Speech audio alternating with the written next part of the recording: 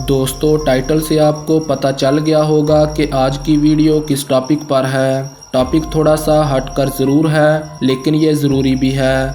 Fighter aircraft के प्रवासी mission अमूमन 6 से 10 घंटे तक के होते हैं और अक्सर औक़ात इन मिशन का दौरानिया और भी ज़्यादा बढ़ जाता है। अगर वार की सूरत हाल पैदा हो जाए तो इस वक्त का दौरानिया और भी बढ़ सकता है। हालांकि दोस्तों कभी कभार एयरक्राफ्ट रिफ्यूलिंग करने के लिए नीचे भी नहीं उतरते बल्कि एयर रिफ्यूलिंग कर लेते हैं।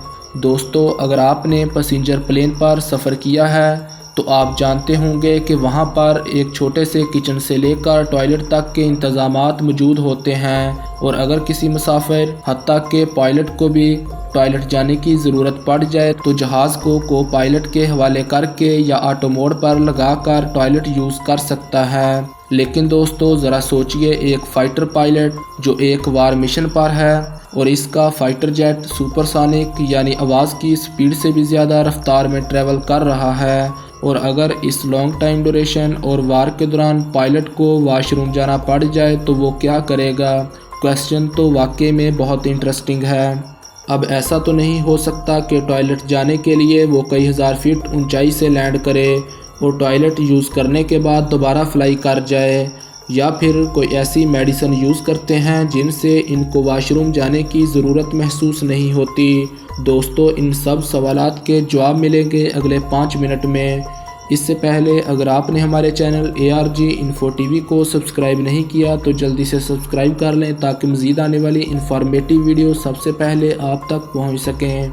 जैसा कि आप जानते हैं कि फ़ाइटर जेट में कमर्शियल या पैसेंजर एयरप्लेन की तरह कोई वॉशरूम की सहूलत नहीं होती, बल्कि यहाँ तक कि पायलट के लिए इतनी जगह भी नहीं होती कि पायलट अपनी सीट पर खड़ा हो सके या पूरी तरह से बॉडी को मूव कर सके। दोस्तों अब इस कॉल ऑफ नेचर को होल्ड तो नहीं किया जा सकता। इस प्रॉब्लम से निपटने के लिए पहला तरीका तो ये है कि रिलीफ ट्यूब इस्तेमाल की जाती है जिसके ज़रिए यूरिन को एयरक्राफ्ट की आउटसाइड पर फ्लश्ड किया जाता है। लेकिन यह तरीका ज़्यादा कारआमद नहीं रहा क्योंकि फ़ीमेल पायलट के लिए बहुत सी मुश्किलात का सामना था। इन चीज़ों को मद्देनज़र रखते हुए पिडल पैक का यूज़ किया गया। यह प्लास्टिक का एक पैक होता है जिसमें मौजूद एक ख़ास किस्म का पाउडर यूरिन को डिस्पोजल जेल में तब्दील कर देता है। इस तरीक़ाकार में पायलट पहले एयरक्राफ्ट की ऊंचाई और स्पीड को लिमिट में लाते हुए फ़ाइटर जेट को बैलेंस में लाएगा और फिर ऑटो पायलट मोड में डालेगा और इसके बाद अपने सूट को अनजिप करके रिलैक्स होगा, जिसके बाद इस बैग को सील करके एक छोटे से कंपार्टमेंट में रख देगा।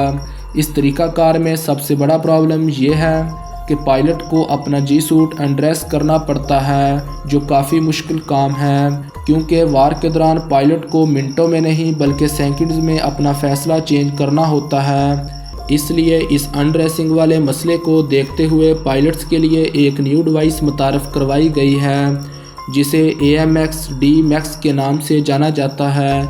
इस डिवाइस की ख़ास बात यह है कि पायलट को अनड्रेस नहीं होना पड़ता क्योंकि ये डिवाइस अंडर गारमेंट्स यूज़ होती है जिसके फ्रंट पर मेल पायलट के लिए कप लगा होता है और फीमेल पायलट के लिए पैड होता है। इस कप या पैड के साथ एक नली अटैच होती है जिसका दूसरा सिरा एक अलग से छोटे बैग के साथ अटैच होता है जो कि पायलट की पॉकेट में रखा जा सकता है और पी आने की सूरत में पायलट ने इस नली को बैग के साथ अटैच करना होता है और इस तरह बैग के साथ लगी डिवाइस कप या पैड में मौजूद यूरिन को सेंसर कर लेती है और यूरिन को बैग में ट्रांसफ़र कर देती है और इस बैग में मौजूद ख़ास किस्म का पाउडर यूरिन को डिस्पोजल जेल में तब्दील कर देता है और इस तरह बैग फटने की सूरत में भी किसी किस्म की मुश्किलात का सामना नहीं होता।